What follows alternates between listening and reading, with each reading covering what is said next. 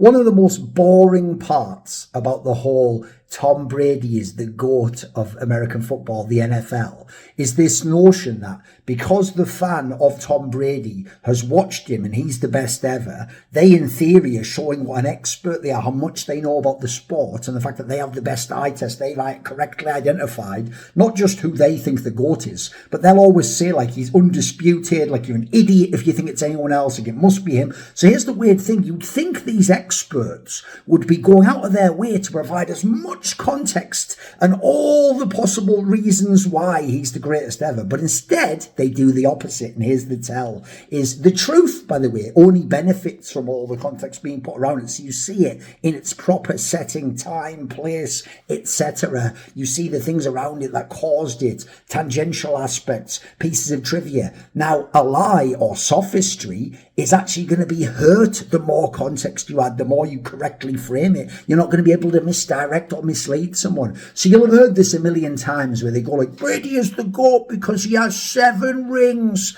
Right, here's a detail that they never bother mentioning when they say he has 7 rings, is all 7 rings came with a top 10 ranked defense that season. Now, of those 7 rings, 6 of those he had Bill Belichick, who is the person responsible for putting together and coaching that defense. Tom Brady never played a snap of defense in his entire career, doesn't coach the defense. But if he's such a GOAT, why doesn't he just win without top 10 ranked defenses? Could ask the same question of your boy Joe Montana, right? These are just the standard, like undisputed GOATs. You're a moron if you think otherwise. You know what an obvious thing I would think is, what about the great quarterbacks that won without a top 10 ranked defense? They must be pretty special, but no, they're morons and losers, because since they didn't get rammed with top 10 defenses, they didn't get to win half a dozen rings like some of these blokes did. Then how about that whole angle that when I say, but they had Belichick, you go, yeah, but he didn't have Belichick at the Bucks, did he? Now, what do they say about the Bucks? How did they, again, use sophistry and remove or omit context to trick you into thinking what Brady did with the Bucks is more impressive than it is? They say those 2 lines. They go, the Bucks was 7-9, losing record, and then when Brady came, they won. Like, that's the only relevant information. Here's the problem with that. The Bucks that was 7-9, who was their quarterback? Was it another all-time great quarterback? Therefore, Brady joining just shows it was the quarterback alone. No, it was a guy called Jameis Winston, whose eyesight was so fucked he had to have surgery later. He threw 30 interceptions, 30 picks in that one season, and they still won 7 games. With 30. Why did they win 7 games? Because he also got a collective 33 touchdowns.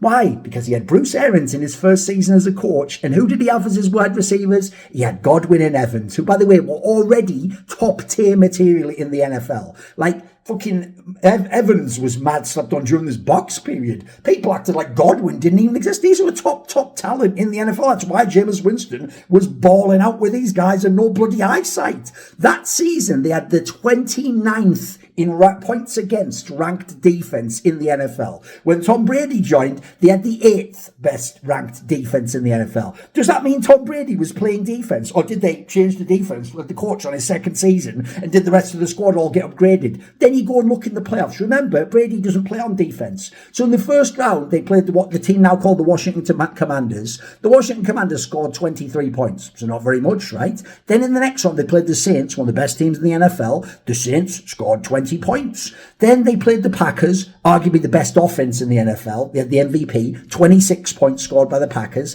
In the final, they played the Chiefs. People will in history look back at this Chiefs as one of the craziest stacked offenses ever. The Chiefs offense scored 9 points. What does Tom Brady on his side of the offense throwing the ball have to do with these teams being incapable of ever scoring 30 points in a playoff game? The finals, by the way, they can't even score fucking 10 points. Like, are you having a laugh at this point in time? Oh, and by the way, did he just have what Jameis Winston had with the 7-9 record, like Godwin Evans? Oh no, he had Godwin, Evans, fucking Gronk came out of retirement, probably the most OP individual one-on-one player ever because of the way that the rules work now across the middle with the fucking tight ends. Oh, he also had Fournette as that fucking running back who got 4 playoff touchdowns that season, or Andy had mental Antonio Brown, could still be good enough to get you a fucking touchdown every now and then, still mad talented even though he's lost the plot years ago, right at the end of him holding it all together, all in one team, hopping on for cheap just to make a super team and all get rings on the way out the door. That was just Brady, was it? He just took the Bucks and nothing to do with Belichick. And what did he ever get in the patch? He never had any help. Like,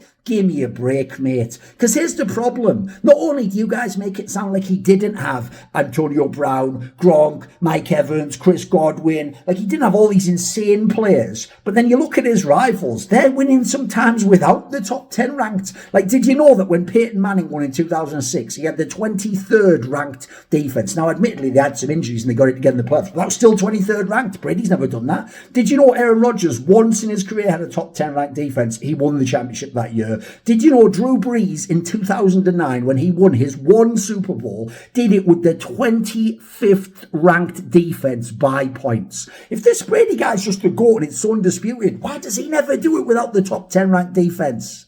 Obviously, my main gig is over in esports on my main channel, but my side channel and all my content around my other interests here are kindly supported by my Patreon community on Thorin's side here. So do you want to ask me a question for my video AMA? Do you want to take part in a private one-on-one exclusive, never to be released but recorded for you session? Call it consulting, call it just a conversation if you want. Do you want to find out who upcoming guests are for the Thor Inquiry episodes? If any or other perks like this take your interest, check out the Patreon link in the description box below and join Thorin's side today.